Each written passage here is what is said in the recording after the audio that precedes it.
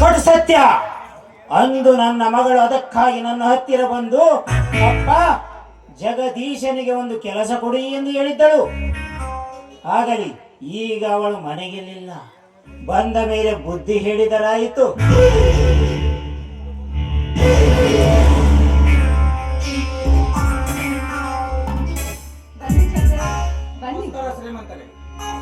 ಇರಲಿ ಜಗದೀಶ, ನಿನ್ನ ಕಪಟತನದಿಂದ ಅದೆಷ್ಟು ಮನೆತನಗಳ ಮನೆ ಮುರಿದಿವೆ. ಅಪ್ಪ, ಅವ್ರೀಗ ಕಳ್ಳರಲ್ಲಪ್ಪ.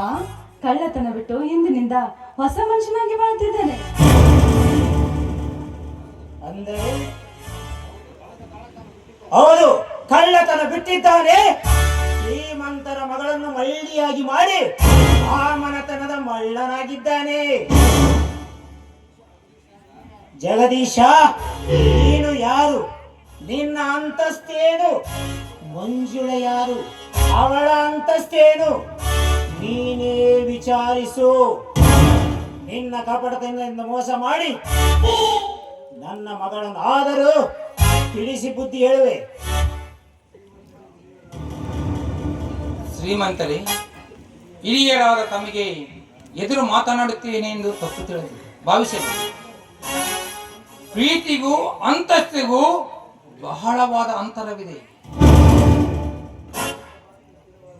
ಪ್ರೀತಿ ಸ್ಥಿರವಾದದ್ದು. ಕರೆಕ್ಟ್ ಆಗಿ ಹೇಳಿದೆ ಜಗದೀಶ್. ನನಗೀಗ ನಿನ್ನ ತತ್ವ ಬೇಕಾಗಿಲ್ಲ.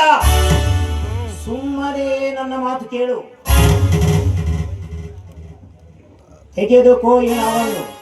ಎಲ್ಲಿಯಾದರೂ ಹೋಗಿ ಸುಖದಿಂದ ಕಾಲ ಕಳೆ. ನನ್ನ ಮಗಳನ್ನು ಮರೆತು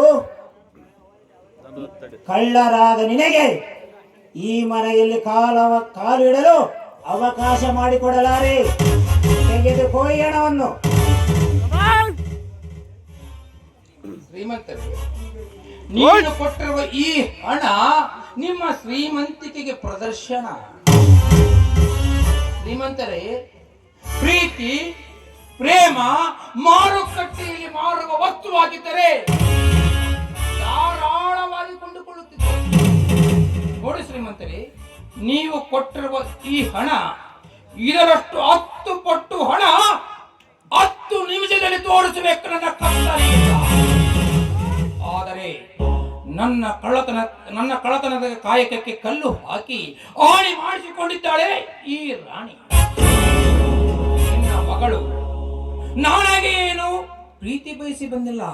ತಾನಾಗಿಯೇ ತತ್ವ ಹೇಳಿ ನನ್ನ ಬಾಳಿನಲ್ಲಿ ತಿಳಿಜಲದ ನೀರನ್ನು ಹರಿಸಿ ಜಳದೆ ಮಾತನಾಡುವ ನಿಮ್ಮ ಮಾತುಗಳನ್ನು ಕೇಳುತ್ತಾ ನಿನ್ನ ಎದುರಿನಲ್ಲಿ ನಿಂತಿದ್ದಾಳೆ ಈ ನಿನ್ನ ಸುಪುತ್ರಿ.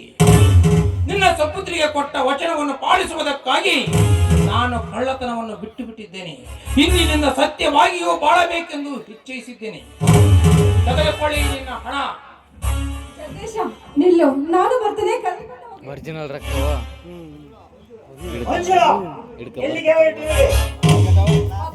ಬಿಡಪ್ಪ, ನನ್ನ ಕೈಯನ್ನು ಬಿಡು. ನಾನು ಜಗದೀಶನ್ ಜೊತೆ ಹೋಗುವೆ. ಬಿಡಪ್ಪ ನನ್ನನ್ನು. ನೀನು ಅವನ ಸತಿಯಾಗುವ ಮೊದಲೇ ನಾನು ಸತ್ತು ಹೋಗುತ್ತೇನೆ.